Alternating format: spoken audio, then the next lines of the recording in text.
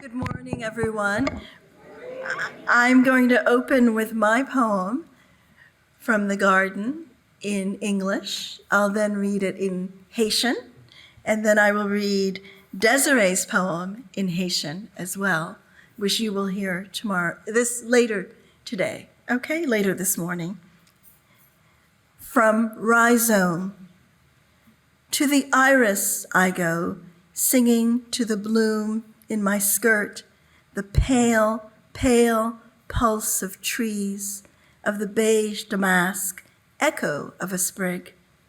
Purple foreignness flying, I am, and breathe for the next, dig.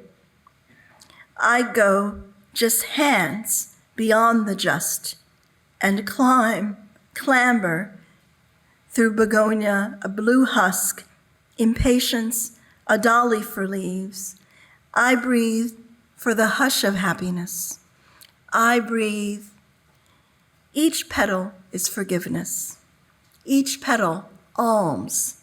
I breathe for honeysuckle to cut through the season and elapse, and sorrow. A map shows the lines I departed for this hill. From hill to hill I go. The map reveals what I departed, to dig where I've alighted. The hill I see clear, first mountain. Okay, and here we are in Haitian. Extrait Rhizome. Na iris la mwen ale, chante nan floraison jupe mwen. Battement pied bois, pâle, nan damas beige la. Eko yon branche, yon volet étranger qui volait aller. Mwen senti moi-même, et puis mwen m'a respiré pour prochaine nan. Mwen fouillé, mwen allé, ak moi-même seulement. Mwen dépassé justice, et puis mwen monté à travers bégonia, yon gousse blé. Impatience, yon poupée feuille.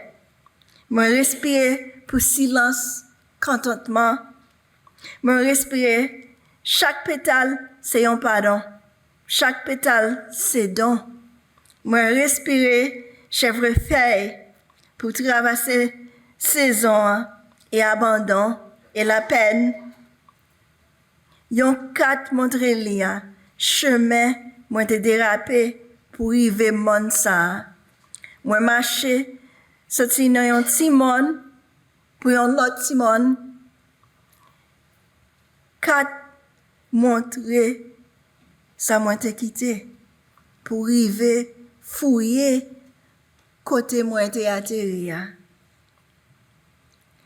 Mwen wè timon la, clé. Premièrement.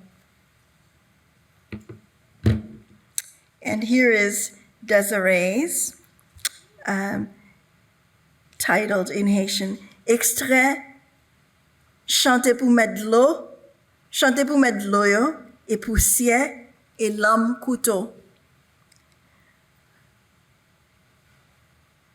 Moi prends voir, nan fond en dedans, gorge moulansik la. Krasé musique là, gorge li cloué dans lexicolon. Volé sans quai, mam. Si m'te capable de prendre, découper, déchiqueter, douette yo, point yo, qui te manger dedans sans pardon. Nous soutenons cathédrale, palais, vieux os et squelettes nous, voyez jeter, l'ombraille nous fait la ronde à travers terre. Quand nous forçons dans bouche découverte, yon marche civilisation qui fouille et cherche pour plus réconfort, pour qu'il die blanchia. Thanks very much.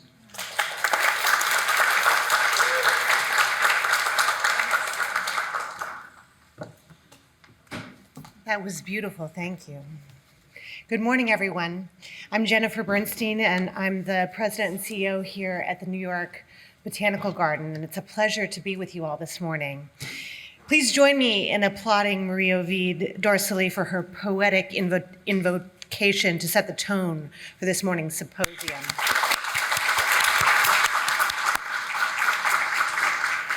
Marie Ovid's poem is included in the Poetry Walk, curated by Cave Canem, that forms part of this year's African American Garden, the Caribbean Experience that we are here to celebrate today. The New York Botanical Garden is located on the ancestral homeland of the Lenape Delaware people. We honor them and acknowledge their displacement, dispossession, and continued presence. The African American Garden, along with the Bronx Oral Histories Project and this symposium, are all part of a larger garden initiative focusing on food humanities in the local Bronx community, generously supported by the Mellon Foundation. After this morning's program, I hope you will all visit the impressive newly planted African American Garden, which is part of a 3-year project to share African American experiences through plants.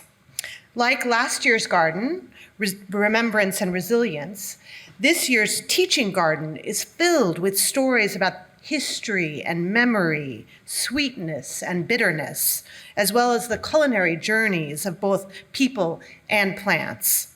This year, we chart movements from the African continent to the Caribbean and then to the United States, including journeys to the Bronx, through more than 140 plant varieties, including tropical trees. Our symposium this morning explores the plants and gardening histories that are essential contributions to these Afro-Caribbean foodways. We've brought together a very impressive group reflecting the rich cultural, linguistic, and geographic diversity, both of the Caribbean region and also of how Afro-Caribbean traditions are present in the United States.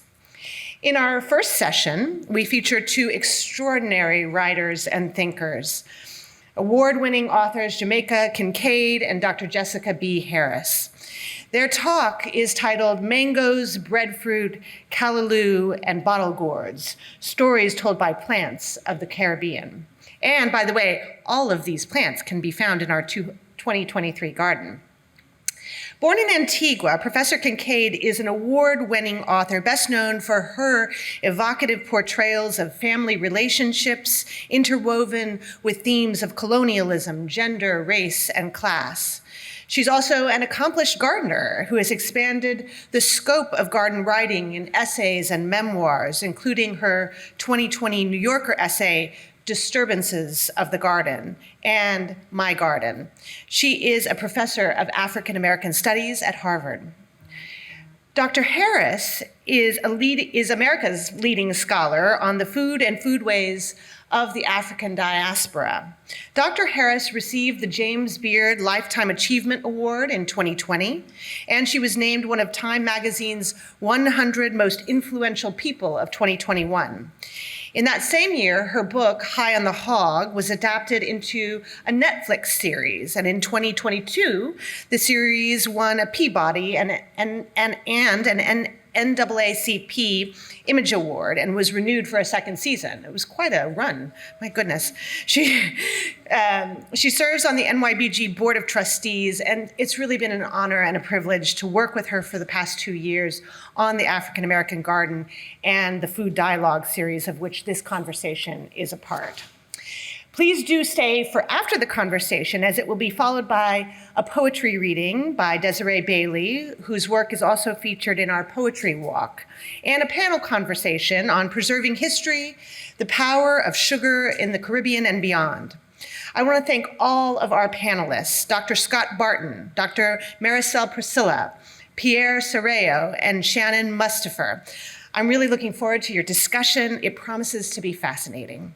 Now, please silence your cell phones and join me in welcoming to the stage Dr. Jessica Harris and Jamaica Kincaid.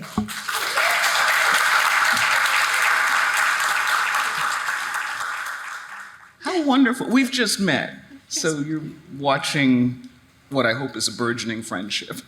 Yes. and we admired each other's clothing. Yeah. Just, We got the clothing memo. just in case you were wondering.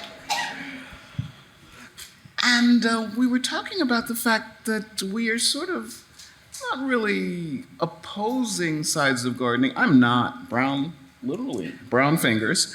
But just want to talk about gardens for a minute. So let's go back. What was your first garden memory?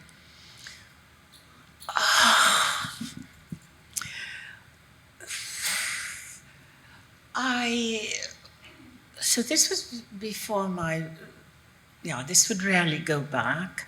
I think my mother was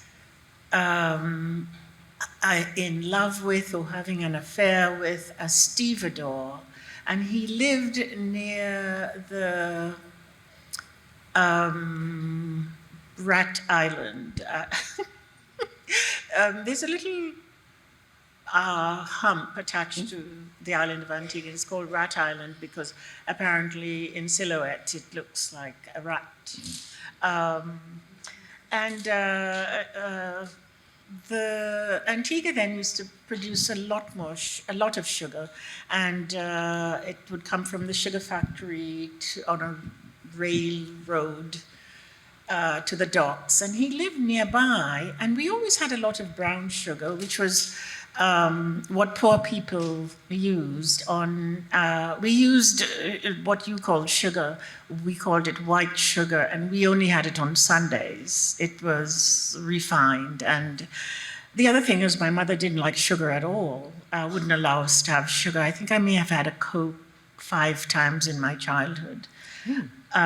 Anyway, I think that the reason I can recall all of these details is that I would often be left outside and I'd see the train go by with sugarcane, and they would disappear in his house, and I would play by myself. I was often alone as a child, and I remember that he had a lot of flowers, what I now know to be portulaca, growing, and that's one thing I remember. And but most of my memories of gardens would have to do with my mother, who could grow almost anything, including herself,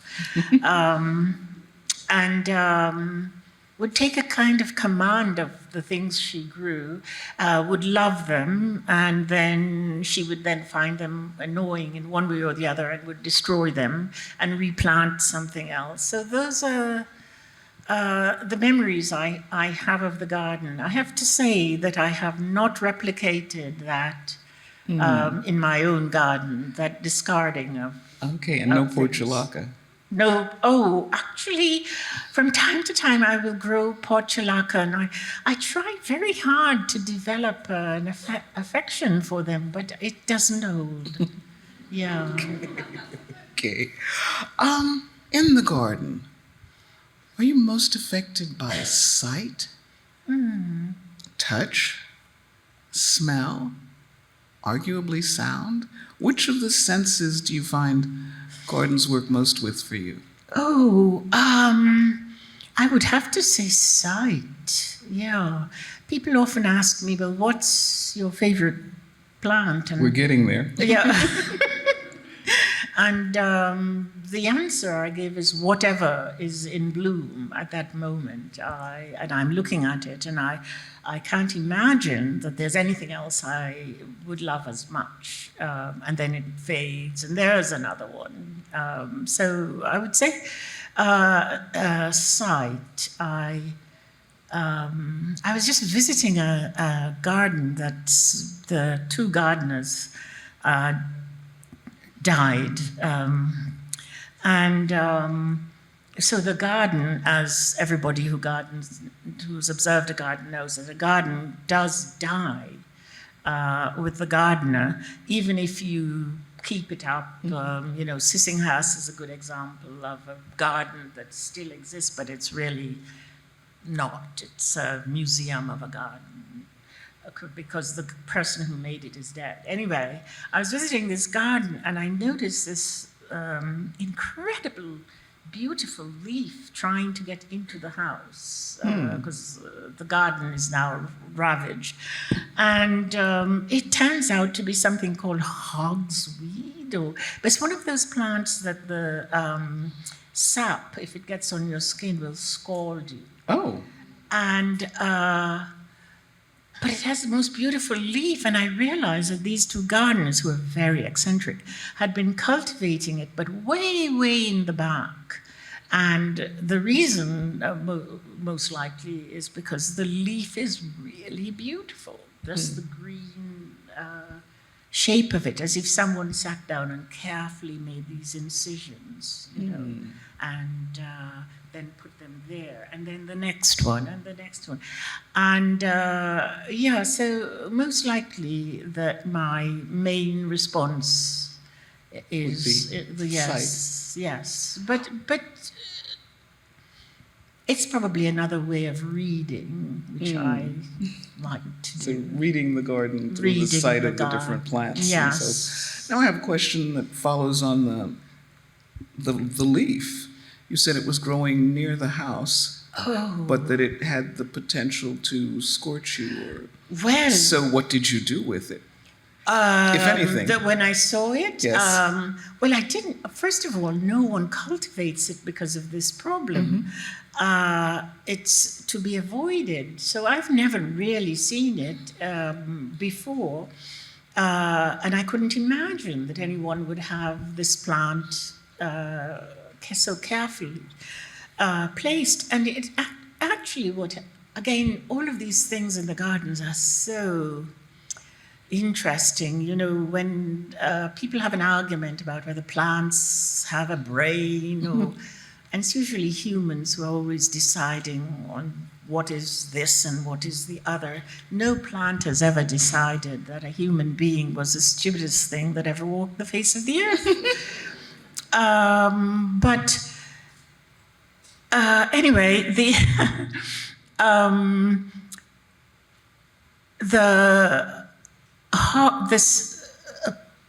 plant was just so beautiful. But this is what I wanted to say. The plant, which had been far away from the house and planted in a place where you could only observe it in the distance, must have come to miss the people who put them there, and so it was trying to get into the house. Okay. This happens all the time in a garden, and we don't pay enough attention to it. The relationship between a garden and a gardener is intense, and they speak to each other. It's not just some hooey, mystical thing. It really is true that there is a relationship between the garden and the gardener. And I think that these plants, these scary plants, were just missed Wayne and Joe. So they were attached in a way. Yeah, and they had, I mean, how they got to the house, because they were far away from the house. And the people who have just bought the house discovered the danger of the plant by accident. Oh. They thought, oh, what is this doing here? And so started to chop away, and some of the sap got on, and it left a scar. My.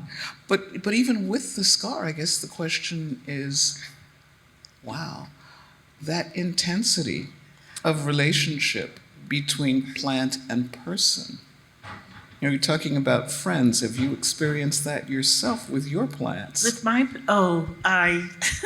yes. Okay, explain. Yes.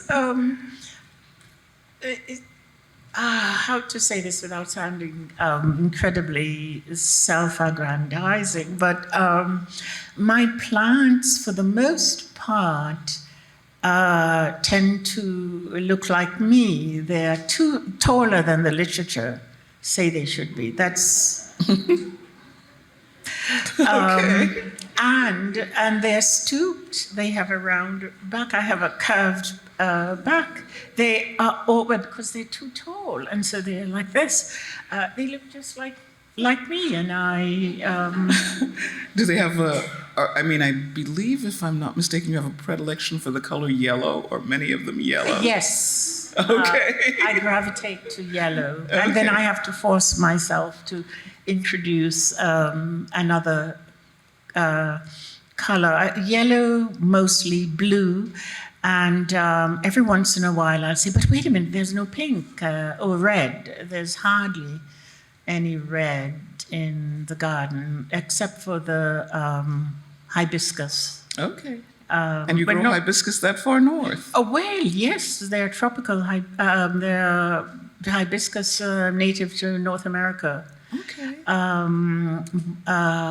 Mosquiotus, I'm not sure I'm pronouncing it correctly. Marshmallow is a hibiscus. The roots of the marshmallow hibiscus. okay. You can. Okay, I know okra is related to hibiscus, as is cotton, which I find Okra, fascinating. yes, they're in the Malvaceae family. Malva family. Yeah. I grow cotton, but just for the flowers. Okay, which are like hibiscus. Pardon? Which are a little like hibiscus, Yes, are they not? yes, yes. I even grew a black-leaved cotton. Very Which perverse. brings me to, do you have a gardening preference among what I call the 3 Fs? Flowers, food, or fruit? Oh, Which is food? well, I have to grow food. I have this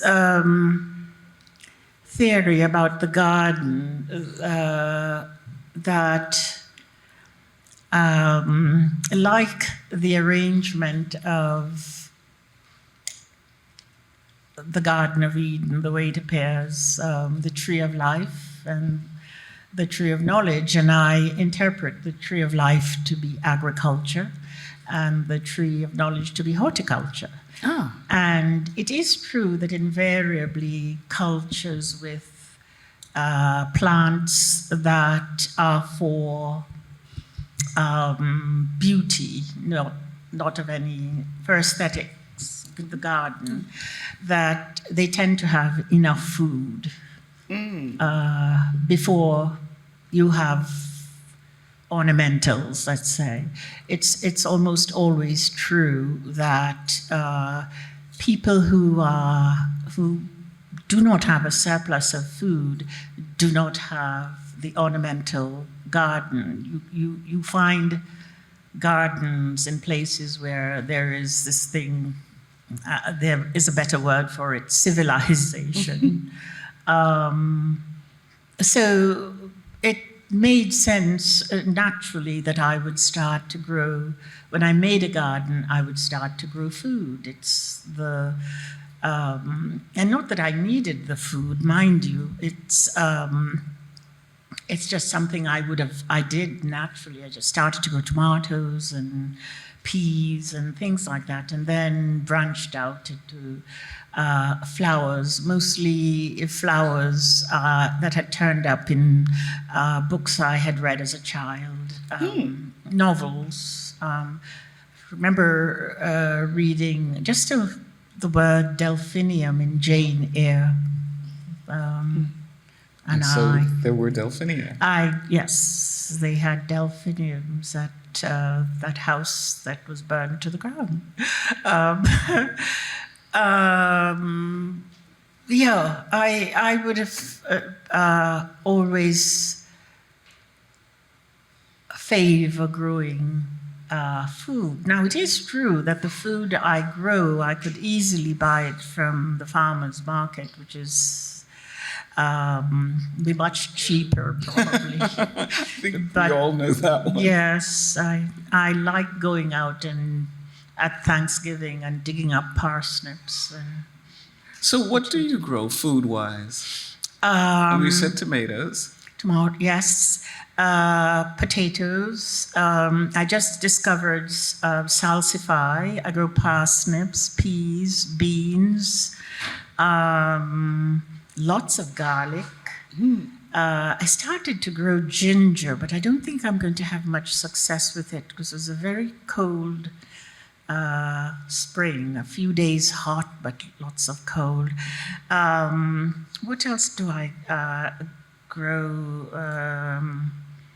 Yeah, and the other thing, to go back to the garden and the gardener, a lot of things in my my garden and among my friends anyway, I'm sure this happens to other people who are not my friends, but among my friends, things in my garden tend to self-sow.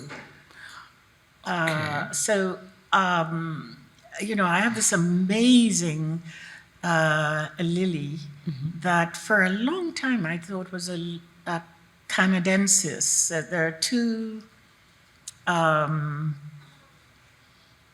orange lilies that look very similar. They recurved, native to the eastern United States, Lilium canadense and Lilium superbum. And one is really taller than the other. Well, I have one growing in a very peculiar place that I would never have planted a lily. First of all, it's very shady. And over the years, it just grew and grew and grew until, and I thought it was canadense, but it turns out to be superbum. And that was another surprise that and it too is curving. And orange, not yellow. And it's, well, yeah, you could say it's orange. It's yellowish. Yellowish. Okay. Yeah. So it's taking the same route as the others. Yes. But what else do I grow? A lot. Oh, I started to grow sweet potatoes, and I have had very good luck with them. But they don't last very long because we eat them immediately. Just finished eating the last asparagus. Yeah, I have quite. The new vegetable I have been growing is salsify, and I can't decide what to do because it has the most beautiful purplish mauve daisy-like flower, and it's in the dandelion family. I actually know it. I have a friend in London who's a chef, so here's a recipe for you. Okay. Sticks of salsify, small like bâtonnet, wrapped in phyllo dough, Parmesan cheese, and baked, and just lovely, crunchy, pre-dinner bite. You're invited. So, thank you. Thank you. I know you garden in Vermont. I live in Vermont, a landlocked state. As far away from the sea as possible. It's far away from the sea. It's mountainous, Vermont, green mountains.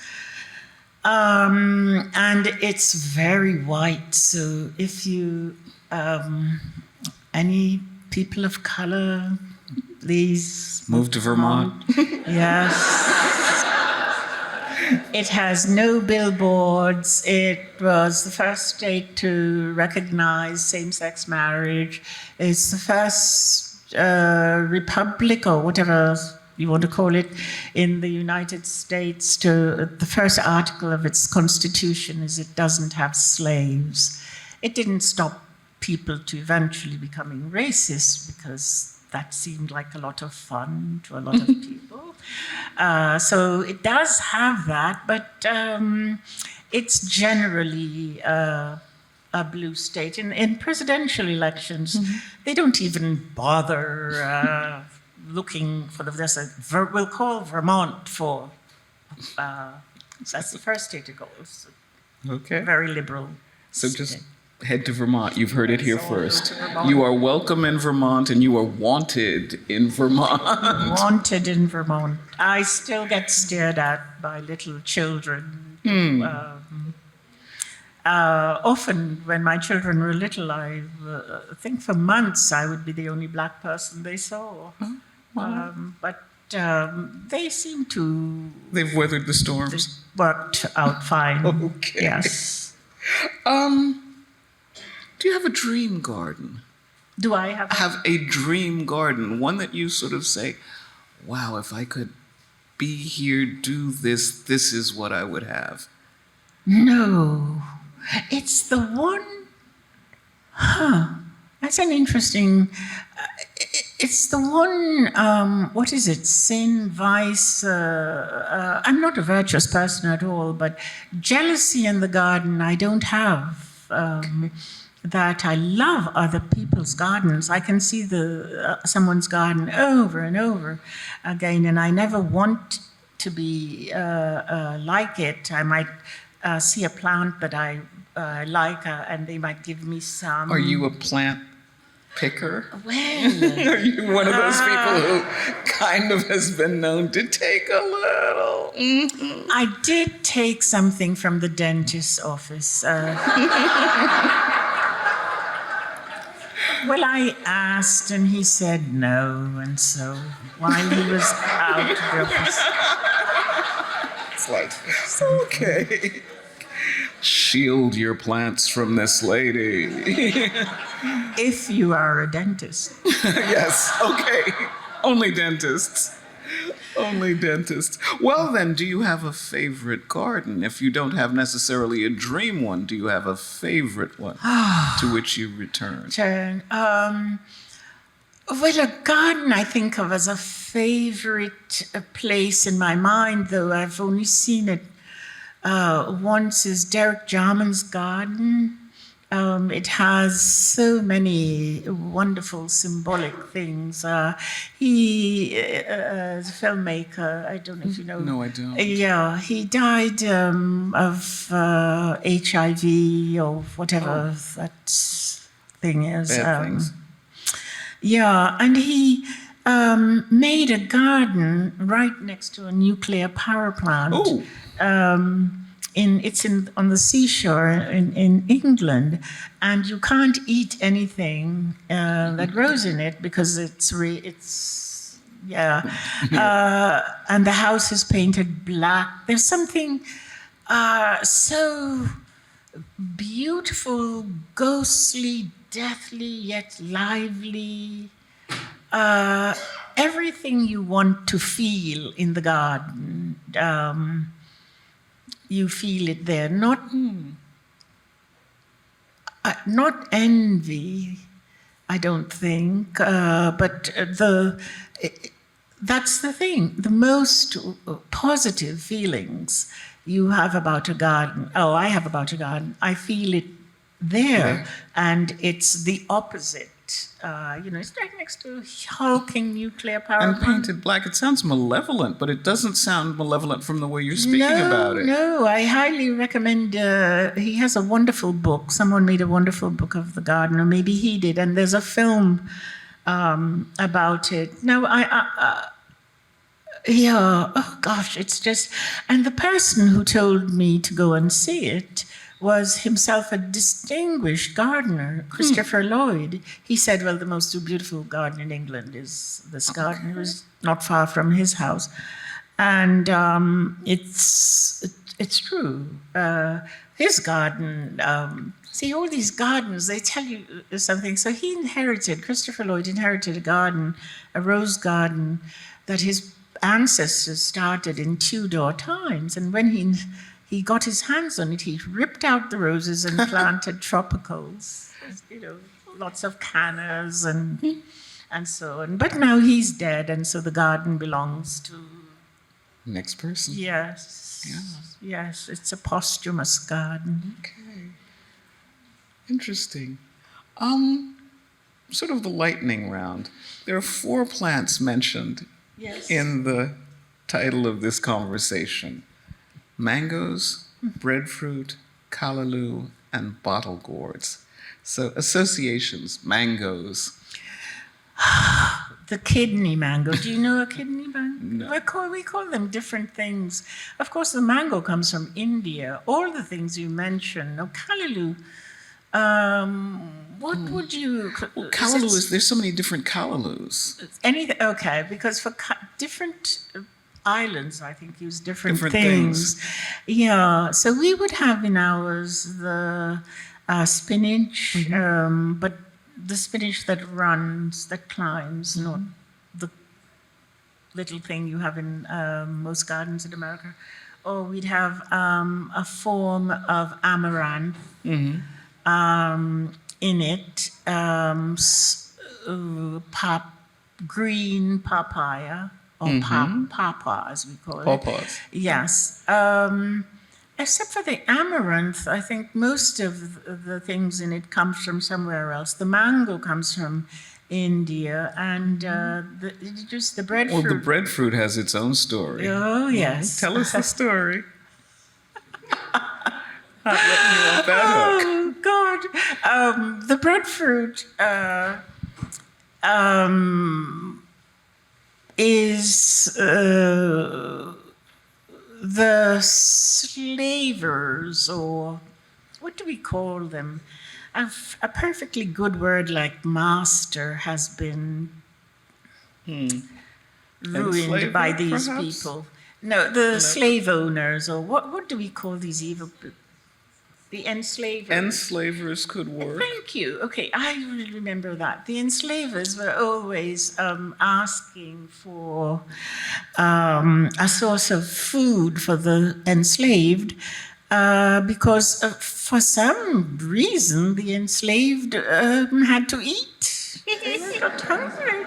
Fancy No one that. could explain. Yes, I mean, food. So they took up all this time instead of producing things for sale in the European market, growing things. And so they were constantly asking for a cheap Cheap fodder. source of food. And when Captain Cook, which to my mind is the second most important of those journeys, Columbus, Cook.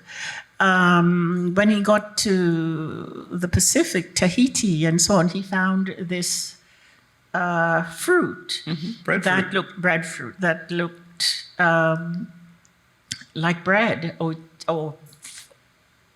thought it tasted like bread. It's amazing when you want something how you make it up. It's the breadfruit does not taste like bread. No child has ever liked it. As if sensing its origins, no child likes it. So anyway, Captain Cook, who had taken on that first voyage botanists, artists,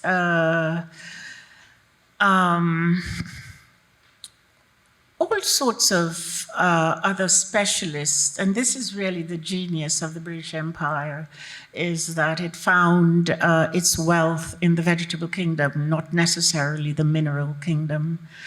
And so the chief botanist, who was not quite the head, Joseph Banks was his name, thought that this was a good source of food. So he wrote up his notes, and they sent Captain Bligh. Captain Bligh, sounding Yes. familiar now?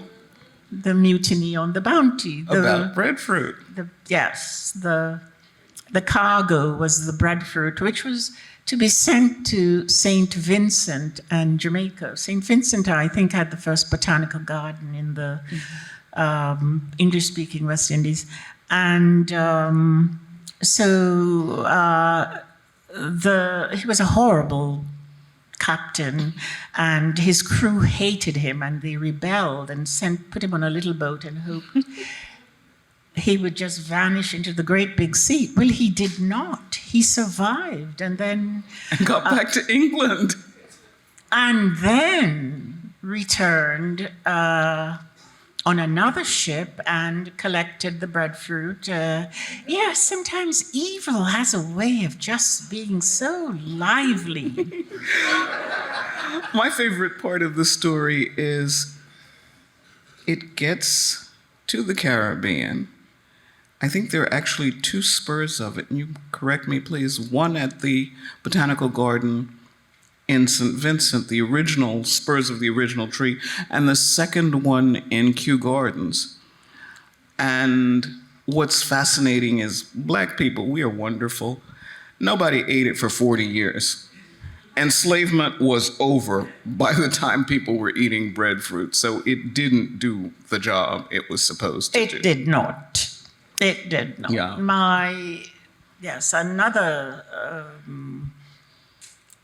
story of my mother's is she had a tendency to, if she ate something and liked it, would collect the seed and plant it, and lo and behold, it would grow into the most wonderful thing you ever saw. One of them was a breadfruit, and there are actually two. One has a broader leaf, and the other one has a narrow leaf. And she got the broader leaf one, and it grew into this enormous tree. And then a hurricane came and knocked it over on someone else's house. Not hers. Oh, my. Yes. So there's a very complicated relationship we have with the breadfruit. I now like it very much when I go home, but nobody really cooks it. Breadfruit and saltfish was a good, and antroba. People on other islands call it antroba? Eggplant. Yeah, we call it antroba. I don't know where that. Guinea squash, I've heard. But Guinea squash? Huh. Oh, one thing, my brother told me, he's a Wari champion, and Wari it's Mancala. Yeah, and it's a Ghanaian game. It comes from Ghana. And it's quite popular in certain islands in the West Indies, and that's perhaps because some of us came from Ghana. But he says you won't find it in St. Kitts or different islands. Do you all know of it? A Wari? It's the game with the seeds and the little scoops, and you put the seeds back and forth, and you go around a certain number of times. It's actually mathematicus. Very intelligent game. Yeah. I could never play it. Nor could I. Nor could I. Just a little self-serving. We have a garden with 140 plants that honor, we hope, the Caribbean experience. Yes. Well, many of them How would you define a Caribbean garden? And what plants would you make sure were in it? Well, anything tropical, but almost nothing that's native to the Caribbean. At one point, I was going around looking for what would be, what would you put in a Caribbean garden? Well, we don't have roses, but we have, I think, something in the rose family called a dumps. Does anybody know what dumps is? It's this little apple-like fruit. I must call it something else, but we have that. Of course, we have hibiscus, but hibiscus comes from tropical Old World. China, Africa, mangoes. What would I put in a Caribbean garden? If you were going to plant a tree, you would plant a mahogany tree, which is native to the Caribbean as it goes over to Central America, a slice of Central America. The mahogany tree is, and they apparently used to grow when Europeans first met them. They were incredibly big. They're very old trees, and apparently they have a way, and I don't know how to describe this, of growing so tightly that you can't tell how old they are because they don't form rings. Whatever that process that trees do to tell you how old they are, they don't do it. There are no rings in it. And so if you look at the European drawing room, home, mahogany. They quickly took those trees out. Yes, they're now grown in Asia on plantations for furniture, and the smaller the island, the smaller the trees. So the big mahogany trees in Cuba and Jamaica and so on were finished quite early on. history, of plants and the contribution it's made to European wealth. A lot of plants gets left out. Mahogany is one. Exactly. Yeah, that gets left out. It's very unusual. I mean, I don't think we even pay attention to it, but you go to Antigua, it's very unusual to find a big mahogany tree with fruit. It has the most wonderful pear-shaped fruit. Oh, another thing you might put would be avocado. Columbus describes seeing them in his journal. Of course, cotton,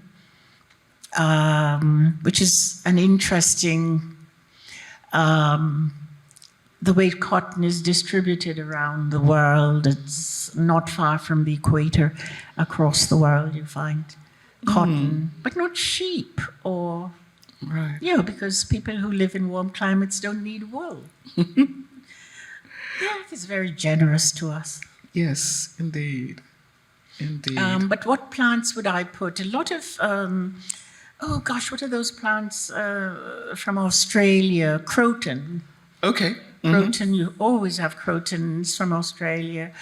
Of course, hibiscus, I've said. What else?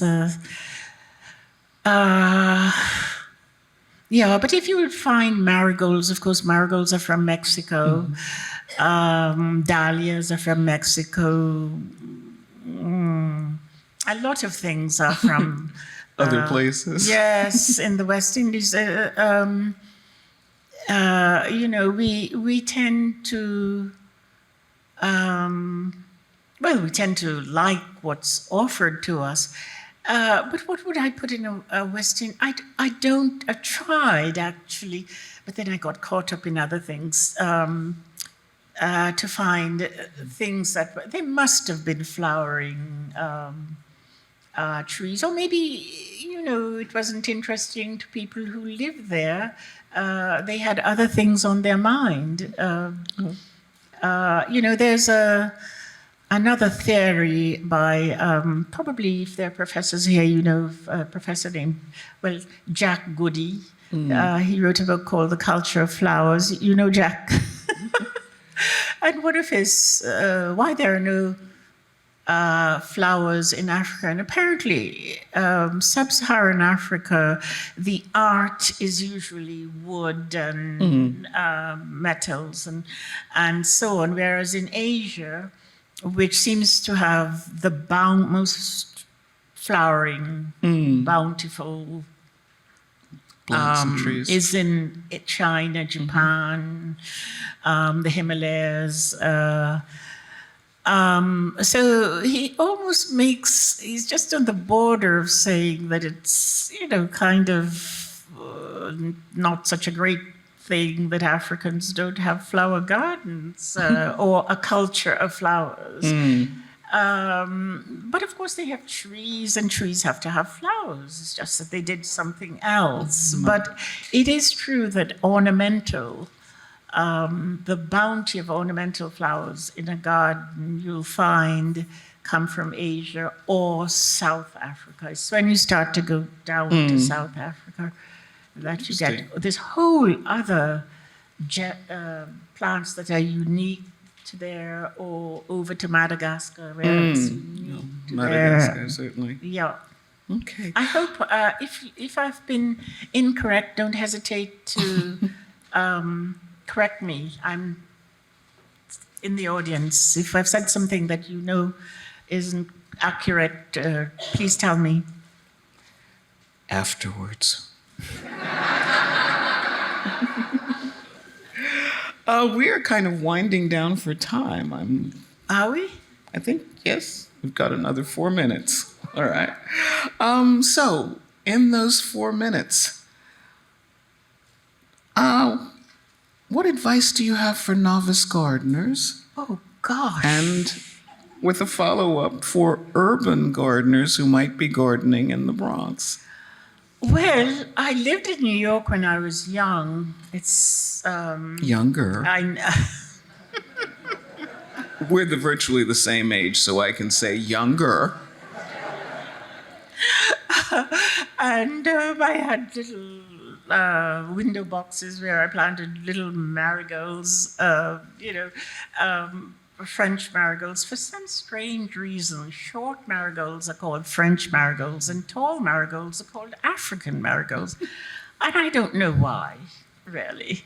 I can't find any reason for it. But I planted things like that. And actually, then I did plant portulaca. The way I became a gardener, I've written about it, is that the second of Mother's Day that I had experienced, I was given, as a kind of joke, some tools, garden tools that from the local, a version of Walmart. It was called Ames, and packets of seeds. And I immediately went out and planted them. Nothing happened. And I'm the sort of person who, it's not that I like failure, but I'm not particularly daunted by failing at something. And so I thought, well, what is this? Why didn't this grow up? And so my gardening began with failure. And so my words to a beginning gardener is, nothing succeeds like failure. Just lean into the failure. Oh, that sounds wonderful. I had a last question. Do you have one of your gardening books in that lovely bag under the chair? And if yes, would you read a passage that you've written for us? Oh my goodness, where is it? It's. I thought maybe you left it when you came up. I do not have it. Is it? There? Keep looking. In this bag? Might there be? Might there be? Possibly? You know, I'm a very vain person, but I would never carry my own books with me. Oh, right. Well, I mean, I'm the most Could we narcissistic get a copy? person. But the idea we're of, going to try to get a having copy my- of the garden book. the idea of walking around with my own books is just. Well, no, I didn't think you were just carrying it because there. Anyhow. Is there anything in particular? Maybe the passage about how you began. Oh, well, I should tell you that I should read to you the dedication because it's still, this book was published, I don't know, 20 years ago. My children were still children, and so I thought I'd dedicate this book to them because I had taught them to make martinis, so they could bring me a martini at 6 o'clock in the garden. And then they decided, it was in the middle of kids, don't do drugs, and all of that. They decided I was an alcoholic, and so they stopped.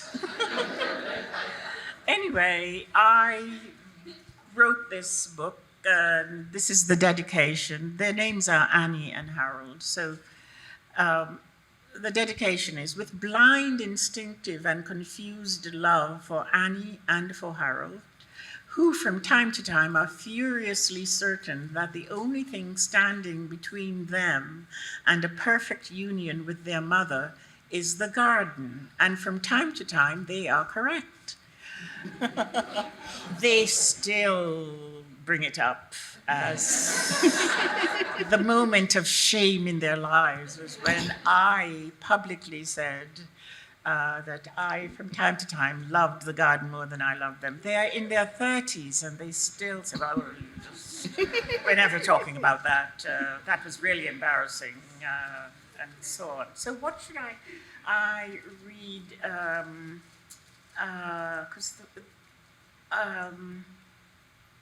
Just a brief passage so that we can hear you on you. Yes. It just goes, my attachment in adult life and to the garden begins in this way. Shortly after I became a mother for the first time, my husband gave me a hoe, a rake, a spade, a fork, some flower seeds to mark the occasion of that thing known as Mother's Day.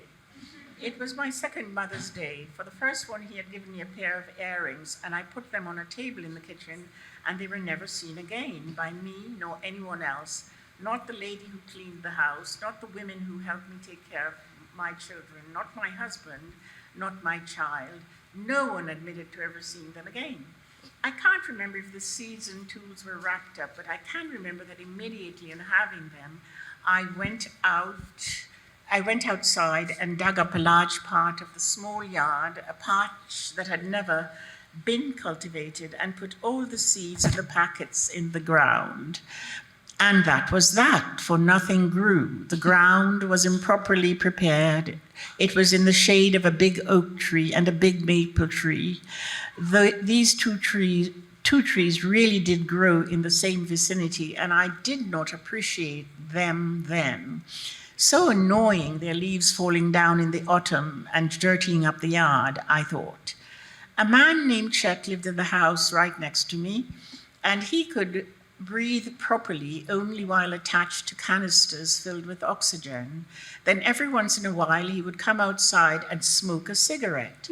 And while smoking a cigarette, he would tend to these enormous tomatoes that he grew right up against the side of his house. The tomatoes were exposed fully to the sun in that position, and he did not worry about poisonous toxins leaching out of the materials from which his house was built into the soil in which his tomatoes were growing. His tomatoes prospered near his house, and they tasted most delicious.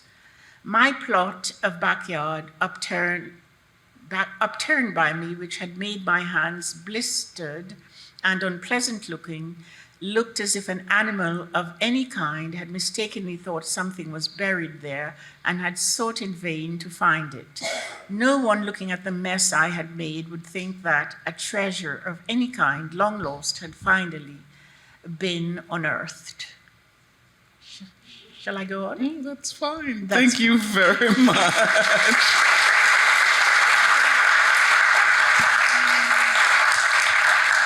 Ladies and gentlemen, Jamaica Kincaid. Thank you. Thank you.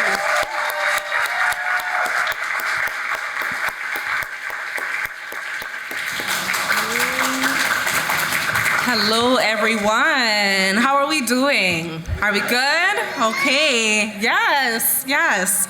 So I'm going to read one poem from my book, What Noise Against a Cane, and then I'll read another poem that I think relates to the body and the land and sugar as well.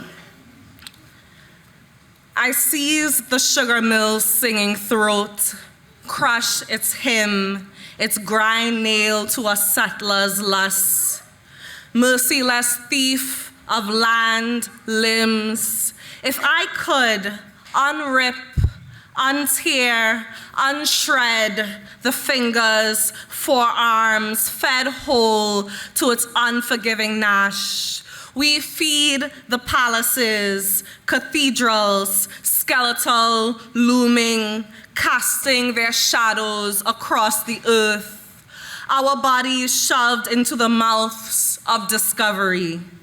Civilizations march towards more and more comforts for the cult of the whitened God. This is Chant for the Waters and Dirt and Blade, slight return. A memory of the cemetery flooded with the murmur of the living, the candles, small fires nesting on the graves. My grandfather and we, his thin-limbed offspring, every year in the humid dark, each All Saints' Day, the mosquitoes rising from the grasses to feed. Every year we light, we pray that our dead will not forget the chant below our skins. The scent of melting wax will always call forth the memory of our dead, the unheard footfalls, the bodiless rustling through the dashing leaves. On this Hallows Eve, I am listening to the cars sounding their grievances on Flatbush Avenue while hemming words in my apartment, wishing that I could wake up tomorrow in my first country to visit what remains of my grandfather, to go to him, to the cemetery of his mother, his father, and the wax riding the damp air, its fragrance winding beyond the dark palm print of a bacano tree. Who, what, how do I believe? My worship colonized, my gods painted in a foreign face, my grief song milked in the raised woods, shipped off most wanted commodity. I stuff my ears against the old spirit's call, fearful of the way the past speaks to me. I cling to cold reason, but find empire's grasp, especially there. I believe in what makes me free. I believe in the red hot flowers crowning the head of the flamboyant tree. I believe in nutmeg ground down for cassava, pone, and the hands, firm singing hands that push its measurements through the decades. My goddess is the wave unsheathing, my name strung through the conch's contralto. I fear that I will never be fully at home, that the very first leaving cracked the skull of my belonging, that when I eventually stop moving, I won't understand the land's grieved tongue. I brown the sugar in the heavy bottom pot to fill up every space, to remind myself of language. I belong to the foam that singes the sand where I was thrown to the waves just weeks into the world, my eyes widening to limestone cliffs, to sea almonds ripening upon the shore. My hands are the scarlet ibises, soaring the salt-washed dawn, cleaving the sky open like a blade.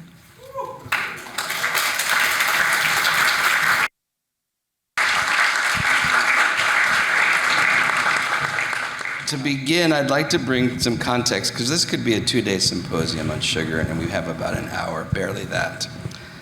If I were to make a subtext for the title, I would call it sweet bitterness, or stress, strife, and resilience, much as plants have to strive to succeed in the wild.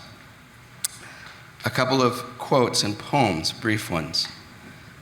Some view our sable race with scornful eye.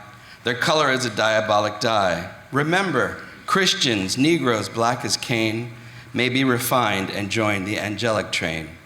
Phyllis Wheatley on being brought from Africa to America. We're like slaves in freedom. We work and we do not earn any money. We work for nothing. We cannot even buy shoes, a shirt, a pair of pants. We're like slaves in freedom because we are free to leave the job. We know that there are other places to go and work. We can leave, so we are free. But when one does this job, he is like a slave, a prisoner, because without money he cannot go wherever he wants. He has to stay and pay his debt at the shop, and the job has to be finished. Junior, 22-year-old Haitian sugarcane worker. His quote epitomizes Cain's horrors and the colonial legacy, although he was interviewed in 2017. Historically, the plantations in the Caribbean archipelago produce 80 to 90% of the sugar consumed in Western Europe from the early to mid-17th century through the 19th, until the abolition of chattel slavery and the latter-day European cultivation of sugar beets. And we all know that rum production follows sugar. The desire to capitalize on sugar meant that during the cane harvest, workers in the Jamaica train system of single-task labor, which influenced Henry Ford in the creation of assembly line manufacturing, had access to coffee and sugary foodstuffs for energy to process the cane, privileging both products as threat and desire. These are the foundations that could warrant a longer symposium. And literally, we know that as African descendants, we share a great loss along with First Nations people whose lands were stolen by settler colonials, weaponizing land theft as a manifest destiny, while we lost our homelands, heritage, and freedom to the slave trade. But sugar also has a multiplicity of positive valences. Recently, in the eastern highlands of Zimbabwe, Moses Mirando, before becoming a nurse in the UK's NHS, learned to treat wounds with sugar by pouring sugar on the open wound and placing a bandage on top of it. The granules soaked up any moisture that allows bacteria to thrive. Without the bacteria, the wound healed more quickly. He thus saved a woman's leg that had been ready for amputation following a 5-year infection, only with sugar. Some folks exfoliate dead skin with sugar. Bessie Smith needs a little sugar in her bowl. And sugar, azúcar negra, elicited joy for Celia Cruz. So let's expand our sense and sensibilities by leaning into the poet Marco Chie's poem vision, and through it engage the diverse expertise of these brilliant panelists. And his poem vision goes, and I, who just wanted a kiosk of sugarcane juice on the side of the road, some laying hens in the back and 2 cows, sunshine and star, drooling friendly in the pasture. Let's talk about sugar.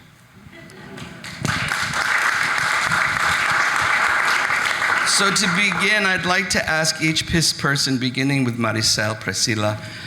You all have bios, so I'm not going to introduce them. You can do that work. I do want to say one thing quickly. I really thank my dear friend and mentor, Dr. Jessica Harris, for her vision in creating this multi-year project, and the staff and all of the people here at NYBG who supported the fruition of this project.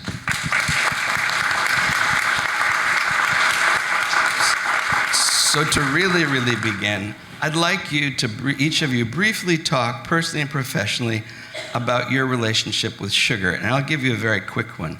As a child, my mother wanted to be a chef. She taught us when I was about 3. We started cooking in the kitchen. And it's obvious, the first things we made were sweets. We later learned to make our favorite foods as we grew up. But by learning to make sweets at a very young age, when I got to be a professional chef, I was often designated to be the pastry chef when the other pastry chef, was on vacation. And at times I was savory chef and pastry chef. And so it followed me. When my grandmother would come up from New York City, where my mother was born, she's from Barbados, Eugenia, we would make cocoa bread and Johnny cakes that were always enlivened by the sugar. And sometimes she'd make bread pudding with guava in it. And so these are some of the things that right away come to my mind when I think of sugar in my life. And lastly, as a late onset, my grandfather, Paget, and my mother both developed diabetes. So sugar has that other side. Maricel, can you tell us a little bit about your personal... First of all, thank you, Scott, and thank you, Jessica, for bringing us together today. My history with sugar, is a long one, and the story of sugar entered into my consciousness when I was a child growing up in Cuba, an island nation that, as you know, at one point, after the Haitian Revolution between 1791 and 1804, became the largest producer of sugar in the world. So early on, I started peeling off the layers of this incredibly complex saga that defines us, people of all colors. We are who we are because of sugar. I started looking at the sugarcane fields, deceptively placid, stretching to the horizon, iconic green, punctuated by the chimney of sugarcane mills, surrounded by flat land where nothing grew, there were no trees, and then a sea of grass. Beneath that placid, idyllic image lie horrors, lie economic richness, lie technological innovation, also tempered by horrific stories of cruelty. But again, that is also tempered by resilience and endurance. This idea that of the sugarcane field as an iconic image of what the landscape of my island looked like. It's an image of order against chaos. It's the image that a lot of painters and a lot of writers were impressed by and basically reproduced it. And, I so many paintings of sugarcane fields. My father, who was a painter, never did that. He did other things. He did the people. He painted the men working in the fields. there is something totally misleading about that. You know, underneath that placid greenness lie an incredibly complicated story, full of twists and turns, brilliance and decay that to this day essentially defines us as a country, for good and bad. I was very lucky to see underneath those fields. And in a way, I'm reminded of what Ebony Patterson has done in her exhibit here, because she's looking under, under the soil, under the grass. I did that. So I peeled those layers to find a lot of myself. I was very lucky because I come from a family of enlightened urban intellectuals and also philosopher farmers who guided me through my understanding of sugar. So as a child, going to my grandmother's farm in eastern Cuba, in a place called Jauco, that's very close to Baracoa, I saw sugar being planted as a treat, together with the other plants in the conuco. The conuco is the provision ground. So it's this very bountiful plot of land where my family grew everything. They grew yuca, sweet potatoes, and squash. There was cacao, there was coffee, there were fruit trees, and there was sugarcane. Sugarcane to cut to make juice and to eat as a fruit. So when we were thirsty, my father's cousin came in with a big mocha. Mocha is a good name to remember. Mocha is the cutlass with which sugarcane is cut. So he cut it, and the women of the family actually press it in something called cunyanya. Have you ever heard of that word, cunyanya? Actually, there is a cocktail in Cuba now called cunyanya with H rum and guarapo, which is the sap of the sugarcane. So this contraction, with a level, is supposed to crush the sugar, and it's of Arawak Taino origin. And it was used for other things. So the Spaniards early on adapted that, not only in Cuba, but also in the Dominican Republic, where sugarcane was also brought. So that was my first, wonderful experience. Just drinking that olive green, that guarapo, the sugarcane sap, is olive green. So it has, some bright notes of gold, but it's olive green. But I thought it was delicious. So in my mind, that was my first image of sugar. Then I went to the small mixed-use farm of my other grandfather. That was beyond the mountains that fringe my hometown, which is Santiago de Cuba, by the way, the blackest town in all of Cuba. And in flatlands, there was a plot of sugarcane, and that sugarcane was sold to the neighboring mill, but I saw the original trapiche, drawn by oxen that were going round and round, and the place where the sugarcane was crushed was this vertical mill. And then there was like a hut nearby where they were boiling down the guarapo in cauldrons, moving them from one cauldron to the other until it crystallized, and making something that I love to this day called raspadura, another word, raspadura, which is brown loaf sugar. So it's a cousin of panela in Colombia, piloncillo in Mexico, papelón in Venezuela, which is my favorite. This is what I really like about sugar. But nearby, there were mills of different kinds. There were small ones that produce a kind of raw sugar, which is the kind of raw sugar that was sent to New York City, which was the center of the big refineries for sugar. And they were technologically advanced, but they could not produce the white sugar. That was the stuff of the biggest sugarcane mills, which were called centrales.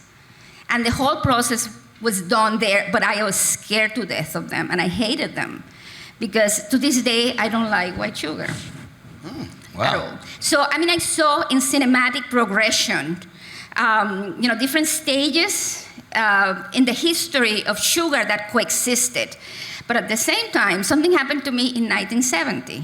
And that was the year I left Cuba for the United States. So hold that thought. Pierre, will you give us your perspective?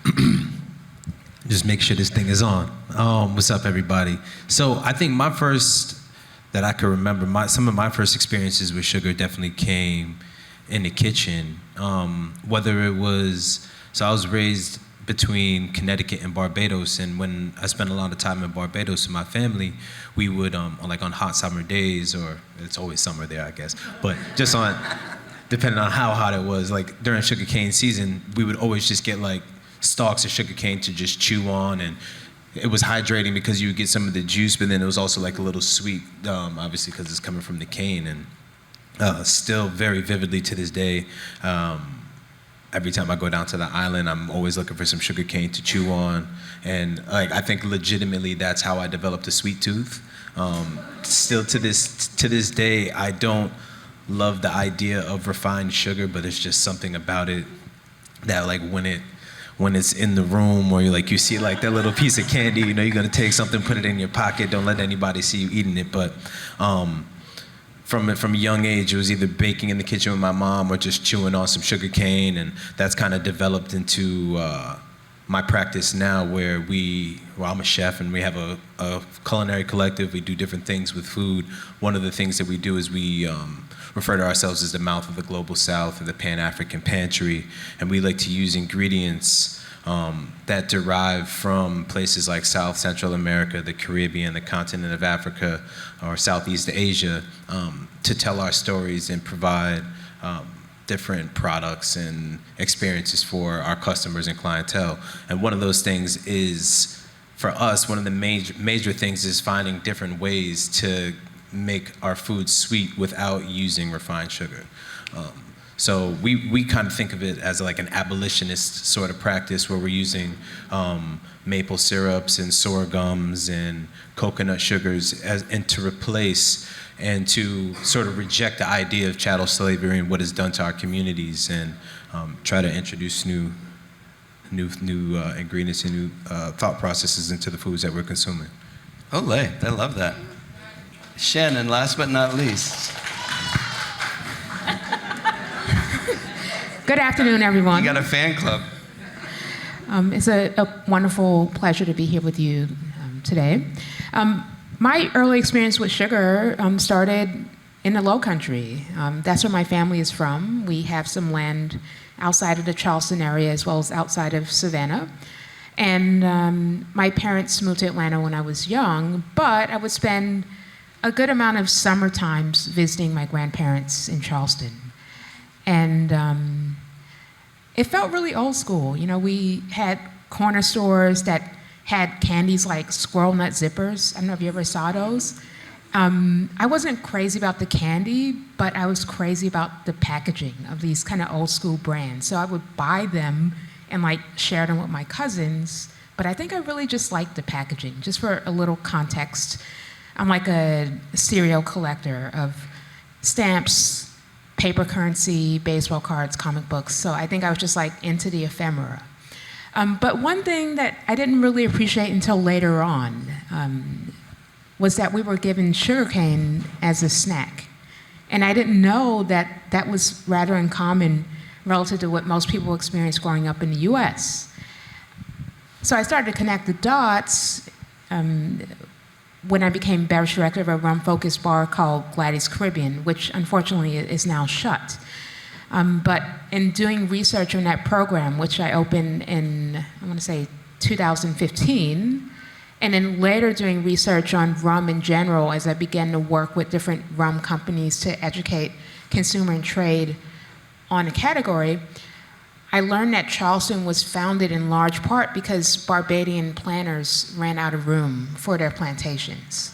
And so everything started to kind of click into place. I was like, well, why does the Geechee Gullah accent sound like a patois? Why do we eat rice with every meal and things along those lines? So my relationship to sugar comes from, you know, being a child of the Low Country, and by extension, you know, connected to Barbados. So I love that we have three of us have a Barbados backstory. and Cuba as well. And so we are of the land, from the land, and reflecting the bounty of the land. I'd like to go back, start with you now, Shannon, and talk about landscape. You know, Maricel, you reminded me, I used to be very involved with the Southern Foodways Alliance. When I would take the rental car from Memphis to drive to Oxford, Mississippi, I would see cotton fields and have the same kind of placid innocence. And now that I do work in Brazil, in northeastern Brazil, when I go into the interior from Salvador, I see sugarcane fields and the same kind of, oh, that seems benign, but we know it's not. So let's think about landscape a little bit more in terms of your relationship to it, which could also be the South Bronx and street food vendors. I'm not saying it has to be bucolic and in the mountainside of Cuba. And Shannon, you had said you had something you wanted to give back. Maybe this is a good time you wanted to give back to the land and to the heritage. So why don't you begin with your process and what you want to talk about the land? You have this. Yeah, so early in the days of running the bar at Gladys, I thought it was really important to educate my team not only on the rums we were carrying, but also on how rum as an industry came about and the exploitation and suffering that accompanied that. So whenever I had the opportunity, and this is typically around closing time, if we were going to taste something, we would also pour a little libation in honor of the ancestors. So I have a little bit here. I want to pour it on the stage, but I was advised to do this instead. But please join us in showing some respect for those who suffered in working in the cane fields.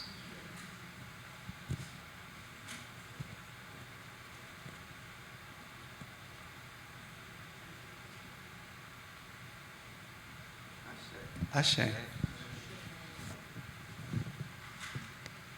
You know, having had the opportunity to visit Haiti and see a non-operational plantation and see the fields, it really struck me. You know, I've also attempted to cut cane.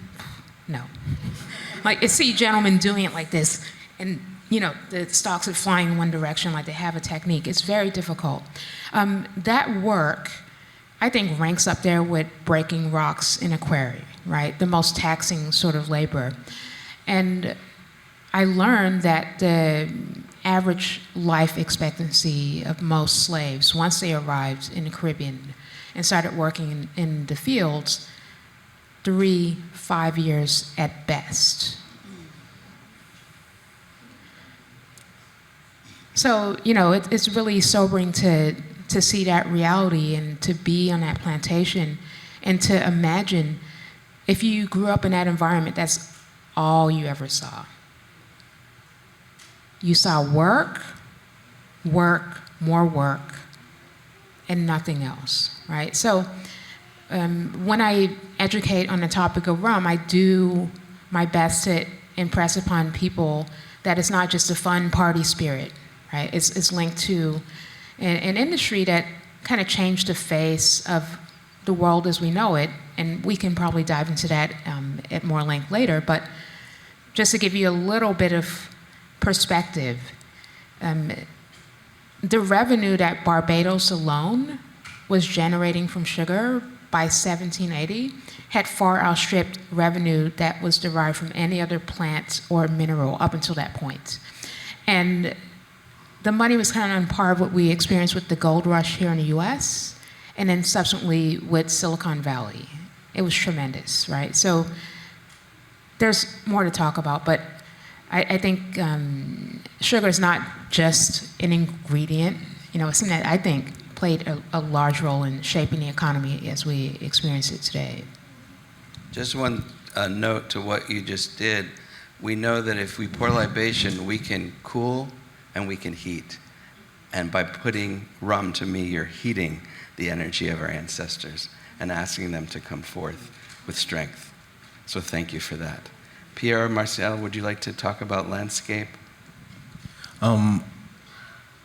Just listening to you talking about Haiti, when, you know, I think most people in here are familiar with the Haitian Revolution and Toussaint Louverture and what they did to overturn the French, the colonizers in France. But then when a lot of the enslaved moved from Haiti up into Louisiana, you then saw, or the sugar production in Louisiana kind of like grow, and Louisiana became like the hub and the empire for sugar cultivation in the world, especially in the U.S. I think, I don't know, some crazy amount of billions of dollars are just out of Louisiana alone off of sugar, off of the commodification of the sugar.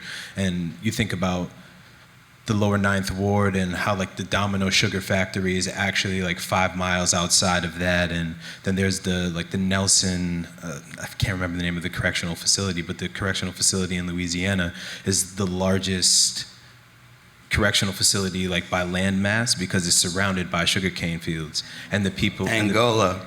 Yes, exactly. And then the prisoners of that prison still harvest and work on cane fields, and that cane is sold at the prison in form of syrup, right? So all of that being said, how that's now transferred to our community and the Black community and the way that sugar has now entered our food systems, it's just at like an alarming rate in which you can't really escape if you live in the community, because it's easier to get sugary foods than it is to get clean foods that are, sustainably sourced and ethically sourced locally, et cetera, et cetera. So just the way that the landscape of people of color, Black people, through the transatlantic slave trade into this gold, this white gold sort of rush with the sugar, has kind of changed just our landscape, and we're fighting like this battle from like hundreds of years trying to rectify and unlearn these things that have been taught to us and literally forced down our throats, right? So, that just came to mind when I heard you talk about Haiti, and then I think about Louisiana, and then the sugar, and they're still making that money off of sugar, and that in our communities, right? So, how do we move forward from that? It's kind of just something I think about often. Thank you for that. You make me think of doing research and in areas where sugar cane is being planted and harvested, and driving early morning to get to another place and seeing men walking with their machetes. Just the same way you kind of saw Fred Flintstone and Barney going to punch their clock, they're walking with their machetes to get to the fields. Which brings me to you and something you had started to say before we started that I'd like you to finish. Well, I think that my defining experience with sugar, in Cuba is that I was a part of the largest sugar drive on the island. It was called the 10 million ton harvest. La What year Zafra, was that? That was 1969 to 1970. So I left for the United States in August, but I lived through that because we were taking, me and a group of other women by truck, to different farms, different plantations, to help, with the process. And our job, my job, was to grab the segments of sugarcane that were caught, with the mocha by the macheteros, the sugarcane cutters. They always move forward. They never look back, and they just throw the 3 pieces. If the sugarcane is very tall, and it can be very tall, they just cut it in 3 pieces, they throw it back. And then our job was to grab it and to make piles. So there were people then that rushed, because everything was about time and rushed to get that pile into the oxen-driven cart to the mill, because everything about the sugarcane harvest is about timing. That's why it's such a horrendously difficult job to work in a sugarcane plantation of any kind. Sugarcane has to be harvested within, you harvest it and then it has to be in the mill in 48 hours. They would say to us 3 days, but everything was labor intensive. I was exhausted just by picking up sugarcane. And sometimes when I would get caught because the sugarcane leaves are like razors. And if we didn't have gloves, and I went through that, but I absolutely loved it. And I loved it because it was the realization that the idyllic dream of my grandmother's farm and the Guarapo, there was a reality that it was about time, and then I followed that sugar to the Central, and I saw what was happening there. And again, time, backbreaking work, because you get to get those uses reduced, you get to have everything on time. And the whole country was paralyzed to get those 10 million tons. They actually got 8.2. But right now, 2023, we're down to 455,198. It's the metric tons that sugar that Cuba is producing. We are importing sugar from Brazil and from France, which Cubans like. You know why? Because it's very white. So, which is not what I want. I want raspadura, I want panela. So that was my experience. But one of the things that I'm talking about landscape, I'm thinking about the sugarcane mill and the work at the plantations. My experience was about noise and life and activity. I needed peace and quiet to really understand the sugarcane mill. And I got that in the Dominican Republic. There is a place that I love. It's called Boca de Nigua. It was, one of the first sugarcane mills. In 1521, they had a revolt of Senegalese Wolof slaves there. That was followed by another one in 1786.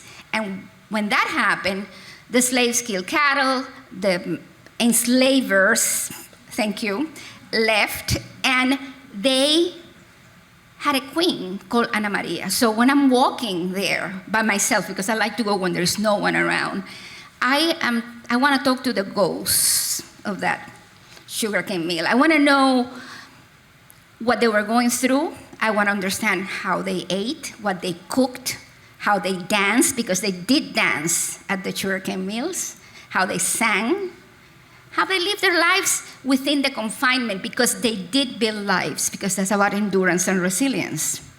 So these are the things that really interest me, to understand the fabric of life despite of enslavement within the sugarcane mill. And you cannot help ask these questions. You need to talk to the ghosts of that past. And what I learned from the experience of the Dominican Republic and Cuba, that those answers are in the living populations of those islands of Cuba and the Dominican Republic. They're alive. And so their legacy is a part of our legacy today. And I ask questions about, I look at legal codes. I like to read primary sources of life in plantations throughout the Caribbean. And what I learned is that there was enormous ingenuity. You have to look at the legal codes, because in the Hispanic islands, very legalistic society, the slaves had legal personalities. They had certain rights to property, like the conucos, the provision grounds. They could marry.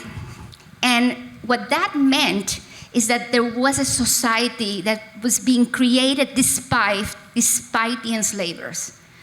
And that society is what survived.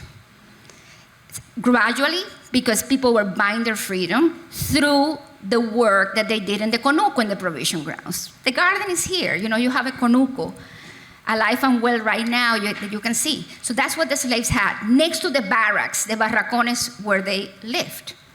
They grew all kinds of tubers, like yuca, sweet potato, plantains. They had livestock also. They had pigs. They sold that, and they saved the money, and they bought their freedom. So gradually, that population that was enslaved was incorporated into reconstituted peasantry. It's a term that Sidney Mintz coined. And also in urban societies. The food that they were eating at the plantations was the food that I ate growing up. My father's favorite food, okra, sweet potato, and beef jerky. Where did it start? and There the you go. plantations. There you are. So we're coming close to the end of our time, but I want to push a little bit further. And I'm thinking about two things. Synesthesia, that idea of one sense or one event triggering one of your senses. Think of hearing popcorn popping and feeling it in your mouth that you're going to eat it, right? And I think about when my nieces and nephews were young, and I was around them, and we were all in New York City, and they would have Halloween candy, and it was loaded with high fructose corn syrup instead of sugar, and didn't taste like the candy I wanted, the memory of my childhood, right? And so I was thinking about technology. We have to say a word in favor of the memory of Norbert Rieu, who was a Creole from Louisiana, who helped change the manufacturing of sugar, and his evaporator still in some way is being used today. And so we have, as you say, resilience, and credit is due, and a culture that's built on sometimes nothing, but trying to be ingenious and develop something that we can hold on to for ourselves, the songs, the dances. So I'm curious whether it's for you, Shannon, about technology and the development of rum in the industry, or the joy and the festivals that come out after the harvest. We know, as I said earlier, because of that 48-hour time frame, you said, Maricel, you got sugar when you're harvesting. You got coffee. So what for you all can we say that's, whether it's technology, it's memory, it's taste, it's savory, about sugar? What would you like to think about that has a positive spin about sugar? Well, I'm a little biased because I work in the spirits industry, and one of the things I like to emphasize in my educations on the topic of rum is that rum was the first spirit that was kind of embraced as a commodity and kind of set in motion a lot of developments that eventually moved over into other spirit categories and set the stage for spirits as we view them today, right? So a spirit's brand, that was first initially seen in the realm of rum, because prior to the British Navy collecting rums and blending them in London and then dispersing them around the world, most people drank spirits locally that were essentially moonshine, didn't go into barrel because they weren't being transported. And once people realized that these blends were really delicious, you start to see brokers in London and Scotland create other types of brands around other categories inclusive of Scotch, right? So this idea of even having a brand originates with rum. In the meantime, there's a lot of technology developed around harvesting sugar that also translated into other innovations in the Industrial Revolution in regards to scale and efficiency to make other products. And this is true in distilling as well. So people kind of look down as rum as like a kind of lower rate spirit, but it's actually really critical in creating modern techniques for production that you see in whiskey now and agave to a degree. So for me, I'm just like, hey, let's dust it off. And yes, it comes from a kind of an unfortunate background, but it did create a lot of good in the world. And I like to tell people about those things that maybe they've not considered. Great, thanks. I think for me, what I would love to see is just us figuring out different ways to make food sweeter without having to resort to using refined sugar. But then also, how can we, this is something that's like really near and dear to my heart. I don't really talk about it much, but I'll talk about it now. How do we change the relationship that people in the Caribbean have with sugar? How can we do that without using sugar as an ingredient that we consume on a daily basis that's like breaking our bodies down? And throughout with Ghetto Gastro, we work across different artistic disciplines using food as like that voice to kind of just penetrate these spaces. And in the fashion space, a lot of these brands are starting to use sugarcane and the materials and the fibers from sugarcane for their clothing and some of their products. So realistically, like my goal and what I would love to see is us being able to create systems that we're able to build economic wealth in the Caribbean and people who've been impacted, and communities that have been impacted by the cultivation of sugar, and develop some sort of system where everybody who works has ownership in it, and then we're able to sell large amounts of sugar cane to these, like they're buying billions of tons of sugar cane to make these products. It's like, how do we do that and help rebuild Haiti, Barbados, Jamaica, the DR, and Cuba, these places that have been affected by it? How do we give back to those economies using sugar in different ways outside of, no offense to the spirits companies or anything else, but how do we do it in a way that's not going to harm us but empower us to, see the possibilities? Because if these people are able to build empires for their own countries years ago, I think that we have enough sense and resources now if we're able to flip it around and turn it on its head, then we can do it for ourselves.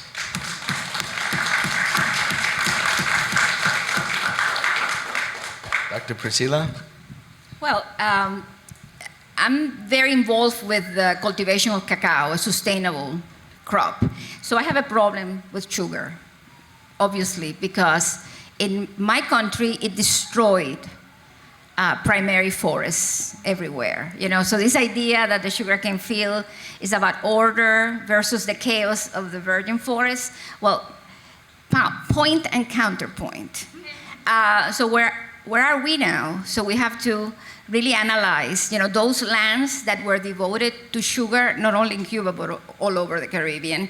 The ones that are abandoned and taken over by Marabou, which, by the way, poetic justice is a plant from Africa that is invasive but very good for charcoal, if you can cut it without bodily injury. But the thing is that countries like Cuba are at a, situation right now where Cuba cannot longer afford to grow sugarcane. So what to do? Those fields have to be replenished. Other crops have to be brought in. I would say cacao, like Belmont State in Granada, for example, sugarcane, cacao. But what I like most about sugar, you know what it is? The counterpoint? The provision ground, the conuco, what grew alongside and under the shadow of the sugarcane plantation. It's what we have here in the garden. That sustainable constellation of plants, that's what I want for my country, and that's what I think is a perfect model of sustainable agriculture. We have to think about agroecology. So sugar belongs there too, but maybe, as something that you would eat as a treat, as a sweetener, or maybe to make artisanal sugarcane. But I think the days of these gigantic plantations are completely over. Great. Well, I have to say I'm left thinking about how cotton has thorns and sugarcane, as you were saying, cuts you. These things that we wear on our clothing or enjoy the sweetness, but also has this. No, I understand the world that sugar built. Yeah, no, I understand. With the pain and the economic success and the kind of people that we are. 600,000 Africans from different parts of Africa came into Cuba alone in the 19th century. Imagine all these different peoples coming together with their culture, their religion. They found spaces of resilience and endurance in Carnival, Patron Day, feast, for example, the Epiphany, Carnival, the kitchen, but also in the Afro-Caribbean garden. Those are places of endurance and resistance, and we're the richer for it. It's true. And as you say, I see it also sometimes Rapadura in Candomblé celebrations for certain Santeria. saints. We were talking about it, that you were saying that why something that causes so much pain, like sugar, white sugar, is used in rituals. But it's very old, the Indians. Very old. The Indians used it in religious rituals. So you see that we could keep on talking, but we really have to end. And I thank all of my panelists and the new NYBG. I'm going to turn over to Kay, I think has something to tell us as an announcement, and I'm glad that you sat in with us.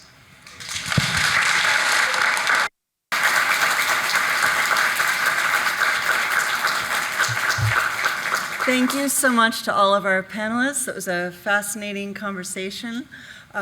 We do unfortunately need to adjourn and give them some time to have lunch, and we encourage all of you also to please visit the African American Garden, the Caribbean Experience. It is the part 2 of a 3-year project. We'll have another installment next year as well. You may need to take the tram, as it is on the other side of the garden by the Edible Academy. We also have books for sale out in the foyer by all of our distinguished authors who are here today, and some signed copies of those books as well. And we hope that you enjoy the garden and the Ebony Patterson exhibit too. There's so much to do here today. It's actually surprisingly gorgeous weather despite the rain forecast that we have. We have a Bronx Day celebration over at the Stone Mill as well, so there's much to do to fill a wonderful day here at the New York Botanical Garden. Thank you for coming.